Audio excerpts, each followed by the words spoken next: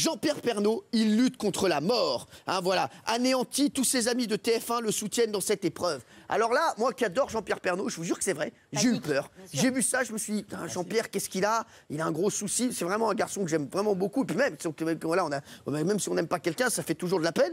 Et en fait, quand vous lisez l'intérieur du magazine, ça c'est quand même fou.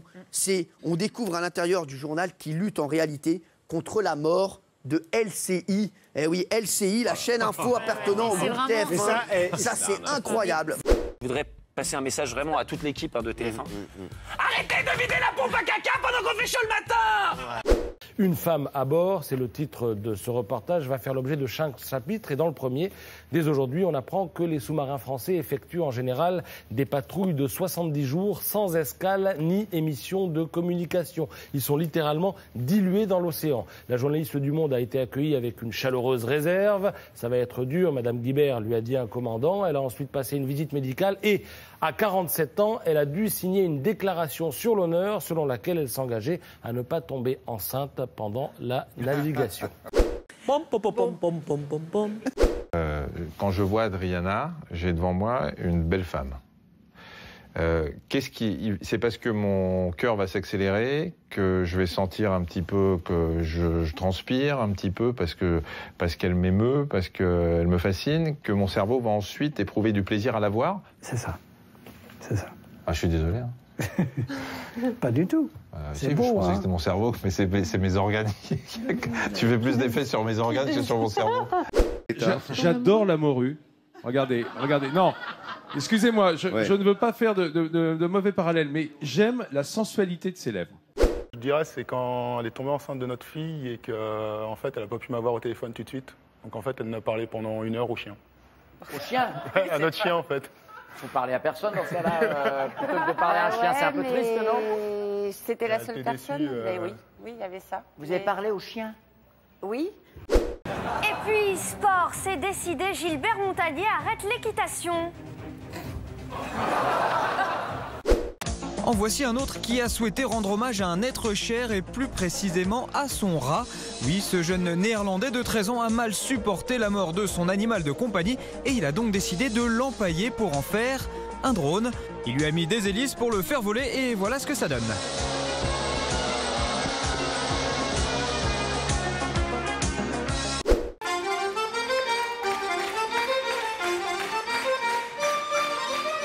Regardez comme elle est excitée, regardez.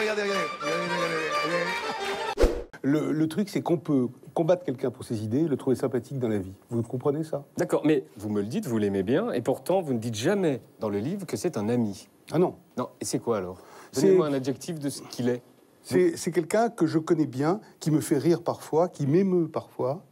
Et dans la vie, hein, je parle, pas du tout au niveau des idées, encore une fois. Et quand même, les gens mélangent tout, les idées, les trucs comme ça, etc. Moi, dans la vie, oui, c'est vrai que je le trouve pas antipathique. Quand il me raconte des histoires de sa vie, je le trouve pas Alors, c'est un ami? Non, mais pourquoi voulez-vous que ce soit un ami? Vous n'êtes pas un ami, et pourtant je vous aime bien. Un député ukrainien du Parti pour le développement économique, purement et simplement jeté à la poubelle par un groupe de manifestants à Kiev.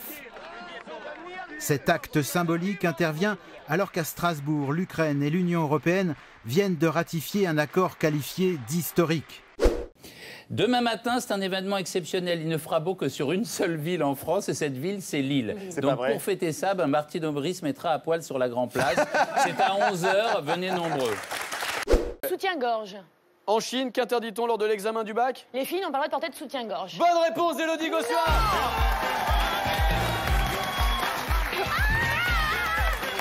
Bravo. C'est ma première. Première émission, première bonne réponse, bien joué, effectivement, en Chine. Qu'interdit-on lors de l'examen du bac? Qu'est-ce que vous dites?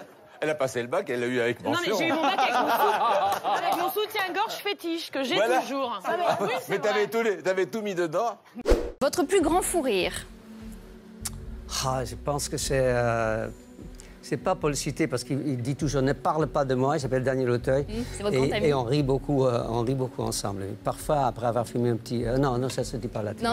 Allez-y, prenez-en une bonne pomme verte. Dégustez cette pomme. vous vous sentez bien en mangeant cette pomme verte.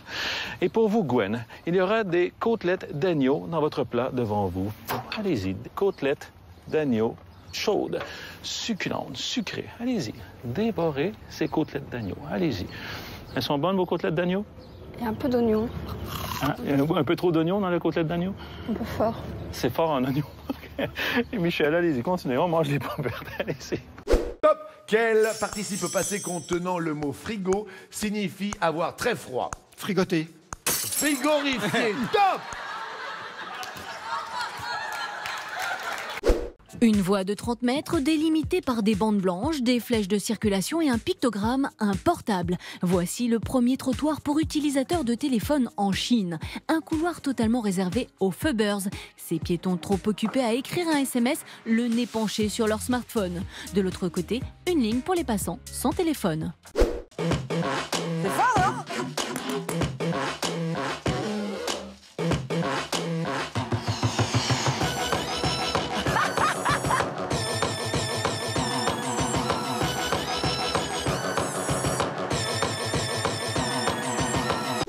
Les gendarmes décident de l'escorter jusqu'au distributeur le plus proche.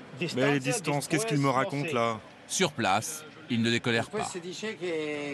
Il me parle de distance. Tu le parles, c'est soi-disant l'hélicoptère qui m'a vu. En fait, moi je laisse tomber. C'est normal, en France c'est la crise, on fait tout de façon pour vous piquer votre fric. 40, 60, 80, 100, 120, 140, 160, 180 euros. Voilà une étonnante manière de prendre le métro. Warren Digne, un professionnel du roller, a fait des souterrains parisiens son terrain de jeu. Slalom entre les voyageurs, saut de marche et figures impressionnantes, le Français arpente les couloirs à toute vitesse. Une démonstration risquée qui peut coûter cher. L'amende pour tout patineur s'élève à 46 euros. Ça rase. Je crois que madame... 14 minutes. Putain, elle était bien repartie, hein. Fait chier, bordel de merde.